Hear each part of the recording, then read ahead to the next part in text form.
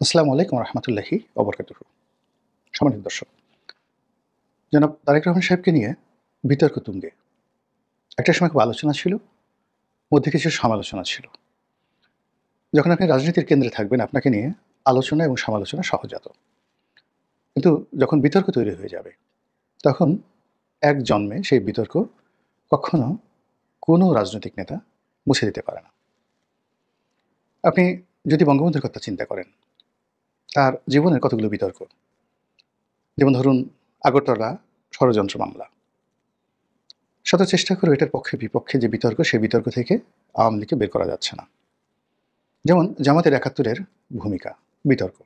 কোনো অবস্থাতেই এটাকে মুছে দেওয়া যাচ্ছে না।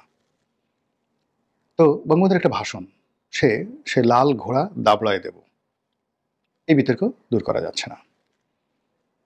শেখ হাসিনার কিছু কর্মকাণ্ড, যেমন ধরুন সেই এস আলমের সাথে সখ্যতা, তারপর সালমান এফ রহমান সাহেবের সাথে সখ্যতা, যত ভালো কাজ হোক না কেন এই বিতর্কগুলো এড়ানো যাচ্ছে না। বিএনপি জামানাতে হাওয়া ভবন, ২১শে আগস্টের গ্রেনেড হামলা, শায়েক আব্দুর রহমান বাংলা ভাই, এদের উত্থান, ১০ ট্রাক অস্ত্র মামলা, কেয়ামত, একাকারের সময় যে সকল বিতর্ক, এরশাদের যে সকল বিতর্ক, সে সকল বিতর্ক থেকে এরশাদ যতদিন এই নামটা থাকবে, এরশাদের সেই বিতর্কগুলো কখনো যাবে না। তার দুর্নীতি, তার নারী কেলেঙ্কারি ইত্যাদি যা কিছু আছে, এবং বাংলাদেশের পলিটিক্সটিকে পলিউট করার জন্য, দূষিত করার জন্য তিনি যে সকল কাজ করেছেন, যে নির্বাচনগুলো করেছেন, হানা ভোট, তারপর ৮৬ ভোট, ৮৮ ভোট, ডিজিএফআর মাধ্যমে রাজনীতিবিদদেরকে কেনা, এগুলো দূর করা যাবে না। সংসদে ৩০ সেট অলংকার, এই বিতর্ক কখনো দূর করা যাবে না। তো সেই দিক থেকে জনাব তারেক রহমান সাহেবকে নিয়ে যে সকল আলোচনা সমালোচনা হচ্ছিল, ওই পর্যন্তই ওকে ছিল। কিন্তু বিতর্কগুলো ইদানিংকালে খুব মারাত্মক আকার ধারণ করেছে। এখন সে সকল বিতর্ক কি? একান্ত ঘনিষ্ঠজন যারা এই গত ১৪ মাসে তারেক রহমান সাহেবের পক্ষে খুব কথাবার্তা বলতেন, তারা একান্ত আলাপ আলোচনায় যে সকল নেতিবাচক কথাবার্তা বলছেন, বিএনপির লোক, একথা আমি এখানে বলব না, বলতে পারব না। বিএনপির যারা শীর্ষ নেতৃবৃন্দ, এই জিনিসগুলো তাদেরকে ভাবতে হবে। বেগম জি হাসপাতালে অসুস্থ, সেই অসুস্থ অবস্থায় তাকে নিয়ে কিভাবে কথা বলতে হবে, বিএনপির যারা ভাইস প্রেসিডেন্ট পর্যায়ে রয়েছেন, সহসভাপতি পর্যায়ে রয়েছেন, সে সকল লোককে যদি নিয়ম করে মুখ বন্ধ করতে হয়, তাহলে বুঝতে পারে যে দলটা কতটা বিশৃঙ্খল হয়ে পড়েছে। এখন বলা হচ্ছে যে বিএনপির পক্ষে কেবলমাত্র ডাক্তার জাহিদ কথা বলবেন। অন্যদিকে এই যে যেভাবে বেগম জিয়ার সেই অসুস্থতা নিয়ে বিতর্ক তৈরি করা হচ্ছে, বিএনপি এটা মোকাবেলা করতে পারছে না। এখানে দল বেঁধে লোক ভিড় করছে, যাচ্ছে, আসছে, হেলিকপ্টার উড়ছে, এসএসএফ এর প্রহরা বসানো হয়েছে। এই বিষয়গুলোতে আসলে বিএনপির সিদ্ধান্ত নেওয়ার দরকার ছিল। এই সময়টিতে যেমন জামাতের আমির দেখা করতে গেলেন, তারপরে মিয়া গোলাম পারওয়ার দেখা করতে গেলেন, তারা বসলেন, কথাবার্তা বললেন, এবং তাদের সঙ্গে বিএনপি নেতাদের যে মোলাকাত, এবং সেখানে দেখা গেল যে অনেকে হেসে হেসে কথা বলছেন। একটা পরিবারে বা যখন একটা প্রতিষ্ঠানে খুব দুর্যোগ দুর্ঘটনা থাকে, তখন মানুষ যে ধরনের অভিব্যক্তি প্রকাশ করে, বিএনপির ওখানে যারা যাচ্ছেন যে সকল নেতারা, তারা হাসি মুখে কথা বলছেন, অভ্যর্থনা জানাচ্ছেন। এই দৃশ্যগুলো যখন টেলিভিশনে চলে আসছে, বুঝতে পারা যায় যে এখানে কতটা বিতর্ক তৈরি হচ্ছে। অনেকে এটাকে একটা ব্যবসা হিসেবে নিয়েছেন। এনিওয়ে, এখন বেগম জিয়া সুস্থ হয়ে ফিরে আসুন, বা তিনি আল্লাহর ডাকে সাড়া দেন, তার বয়স হয়েছে, ডাজ নট ম্যাটার। কিন্তু তার জানাজাতে শহীদ প্রেসিডেন্ট জিয়াউর রহমান সাহেবের চেয়ে বেশি মানুষ হবে। এই কথাগুলো এই সময়টিতে যারা বিএনপির লোকজন বলছে, মেজাজ ঠিক রাখা যাচ্ছে না।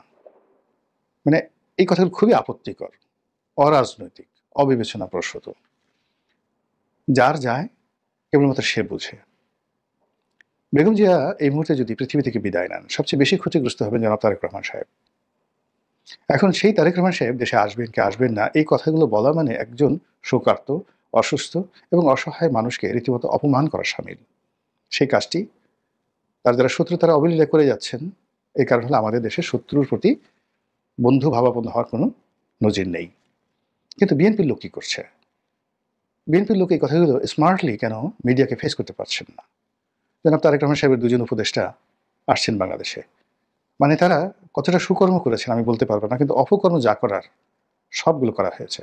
একজন পররাষ্ট্রমন্ত্রী হিসেবে সিলেটে যাচ্ছেন, ভবিষ্যৎ পররাষ্ট্রমন্ত্রী। পররাষ্ট্র মন্ত্রণালয়ের যার মানে একটা পিয়ন হওয়ার যোগ্যতা নেই, এখন সে পররাষ্ট্রমন্ত্রী হিসেবে তার সে ভাবসাব, লোকজন কথাবার্তা আলাপ আলোচনা করছে। আর একজন কি মাহাদি আমিন, সে এমপি নমিনেশন দিচ্ছে, এই তুলিকে গিয়ে নমিনেশন দিয়ে দিল মিরপুরে। পুরো মিরপুরের মতো একটা গেটওয়ে, সেখানে গিয়ে বিএনপির মতো সবচেয়ে একটা শক্তিশালী সংগঠন যারা গড়ে তুলেছে গ্রেটার মিরপুরের প্রত্যেকটা সিট, অর্থাৎ গাবতলী, মিরপুর, উত্তরা, টঙ্গী, এটা একেবারে এই পুরো এলাকাটার গেটওয়ে, ইনক্লুডিং সাভার ক্যান্টনমেন্ট। এই পুরো রাজনীতিটি একটি মনোনয়নের মাধ্যমে স্বাধীনতা বিরোধীদের হাতে তুলে দেওয়া হয়েছে।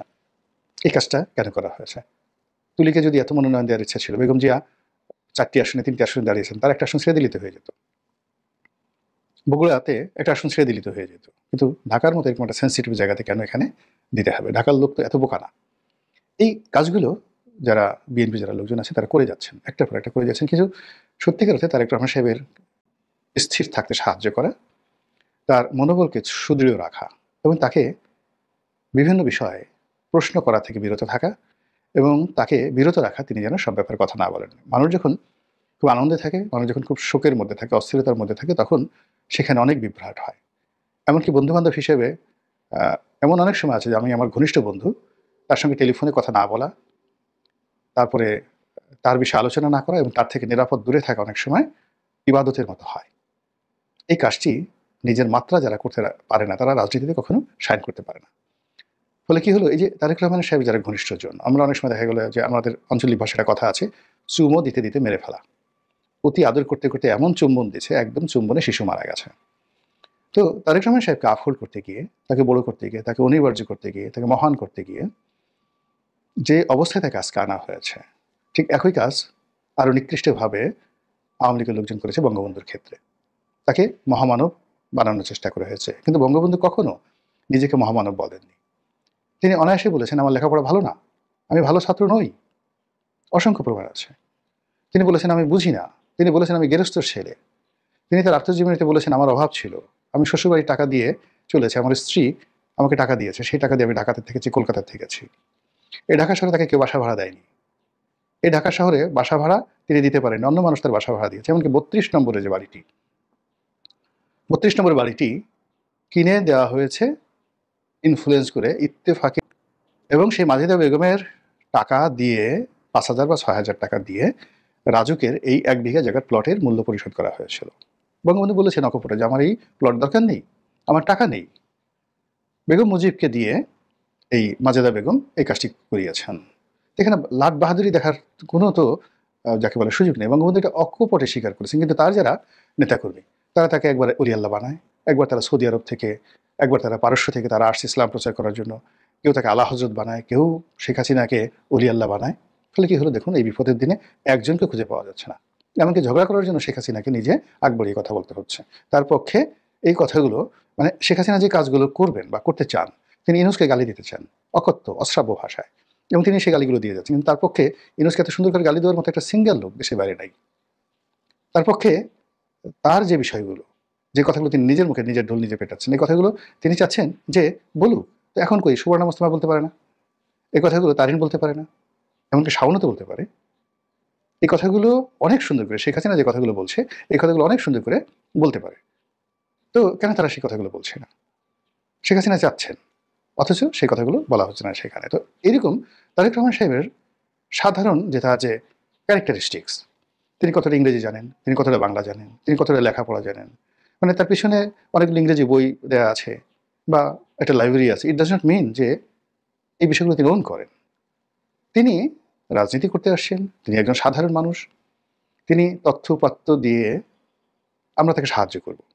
আমরাই তো তাকে নেতা বানিয়েছি, তিনি তো আমাদের কাছে নেতা হতে আসেননি।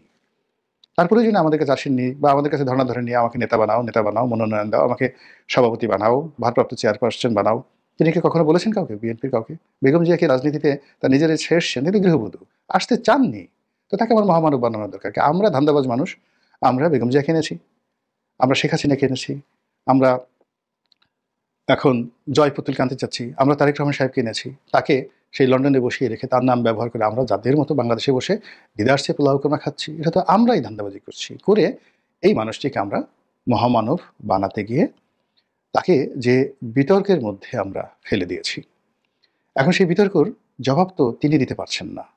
এই বিতর্কের জবাব তার পক্ষের কোনো মানুষ দিতে পারছে না। ঘুরে ফিরে যে বিষয়গুলো আসছে, মানে তার যারা শুভার্থী যে কাজগুলো করার চেষ্টা করেছেন, তার ফলে যে পরিবেশ পরিস্থিতি তৈরি হয়েছে, সেটি মানে বিএনপির জন্য, তারেক রহমান সাহেবের জন্য খুবই খারাপ হয়ে যাচ্ছে।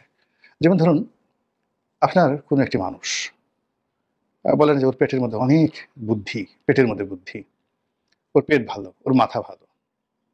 তো এই জন্য আপনি আপনার যার প্রশংসা করছেন, মনে করার জন্য পেটটা ফিরে দিলেন, কি বের হবে বলেন তো? পাকস্থলী থেকে কি বের হবে? পাকস্থলীর নিচে যেটাকে রেকটাম বলা হয়, মলদ্বার বলা হয়, সেখান থেকে কি বের হবে? ময়লা, আবর্জনা, সির, কৃমি, এগুলো বের হবে না? তো এইরকম আর কি অবস্থা। তো যার জন্য আল্লাহ রাব্বুল আলামিন যে বিষয়গুলো গোপন রেখেছেন, সেই বিষয়গুলো কোনো অবস্থাতেই সামনে আনতে হয় না। তারেক রহমান সাহেবের রাজনৈতিক জীবনের কিছু গোপন অধ্যায় রয়েছে, বিশেষ করে 1-11-এর সময়, যেগুলো ওই সময় যারা সরকার ছিলেন, তারা কোনোদিন এই বিষয়গুলো প্রকাশ করেননি। তারপর এমনকি আওয়ামী লীগ তারেক রহমান সাহেবকে নিয়ে নানা রকম নেতিবাচক কথা বলেছে, কিন্তু রাষ্ট্রীয় ওই বিষয়গুলো কিভাবে কি হয়েছে, এই জিনিসগুলো প্রচার করা হয়নি। কিন্তু এখন দেখা গেল বিএনপি ঘনিষ্ঠ যারা লোকজন রয়েছেন, তারা 1-11-এর সময় সেই ব্রিগেডের বাড়ি কিংবা 1-11 যারা কুশীলব, তারা এই বেগম জিয়ার সঙ্গে দেখা করেছেন, কি বলেছেন, তারপর বেগম জিয়া কি শর্ত দিয়েছেন এবং কোন শর্তের প্রেক্ষিতে তারেক রহমান সাহেবকে তৎকালীন সেনা কর্তৃপক্ষ দেশের বাইরে পাঠাতে রাজি হলো, সেখানে কি দলিল ছিল, কি মুসলেখা ছিল, কি শব্দ ছিল, সেই বিষয়গুলো এখন ওপেন সিক্রেট হয়ে গেছে। এটা দ্বিতীয় ধাপ। ফলে আগের যে মানে ১/১১ পূর্ববর্তী যে সময়টি, সেই সময়টিতে যে একটা বিতর্ক আছে, সেটাতে মোছা যাচ্ছে না, যাবেও না। কিন্তু ১/১১ সময়টিতে যে ঘটনাগুলো ঘটছে, বিশেষ করে সেনাবাহিনীর সঙ্গে, এবং সেনাবাহিনীর এই যে ক্রোধ, ক্ষোভ কেন ছিল বিএনপির উপর? তারেক রহমান সাহেবকে কেন তারা নেতিবাচক করত ওই সময়? তরুণ সেনা কর্মকর্তারা তার সঙ্গে খারাপ আচরণ করেছেন। এই প্রশ্নগুলো কি আপনি মানুষ এত বোকা নাকি? আপনি একটা ফ্যাক্ট বলবেন, ফ্যাক্টের সঙ্গে মানুষ জিজ্ঞাসা করবে। কি জিজ্ঞাসা করবে? যে যেখানে সেনাবাহিনীর মধ্যে বেগম জিয়ার জনপ্রিয়তা কিংবদন্তি। কতটা কিংবদন্তি হলে পুরো তার যে রাজনৈতিক জীবন, অর্থাৎ এরশাদের জামানাতে পুরো ১০টি বছর তিনি ক্যান্টনমেন্টে ছিলেন, এবং শেখ হাসিনা তার বাড়ি ভেঙে দেওয়ার আগ পর্যন্ত এই বাড়িতে তাকে ধারণ করেছে সাধারণ সেনা কর্মকর্তারা। তার বাড়ি ভেঙে ফেলা হয়েছে রাজনৈতিক কারণে। কিন্তু এটি প্রতিটি সেনাবাহিনীর কর্মকর্তাকে বিক্ষুব্ধ করেছে, সহানুভূতিশীল করেছে, এবং বেগম জিয়ার সেই দিনের যে কান্না, প্রত্যেকটা সৈনিকের কান্না ছিল। এটা হলো বাস্তবতা। তো এখানে বেগম জিয়া সম্পর্কে যে ক্যান্টনমেন্টের মধ্যে রাজনৈতিক কর্মকাণ্ড করার জন্য সেনাবাহিনী তাকে সুযোগ দিয়েছিল এবং এটা ওন করেছে, এবং দীর্ঘকালীন ইভেন এরশাদ জামানাতেও বিএনপির নেতাকর্মীরা অবাধে যেভাবে ক্যান্টনমেন্টে ঢুকে পড়তেন দলে দলে, এবং ওই বাড়িতে ঘিরে রাজনৈতিক কর্মকাণ্ড চালাতেন, আমরা তো কোনোদিন শুনিনি যে জাহাঙ্গীর গেটে তাদেরকে মানে তাকে বাতিল করা হয়েছে।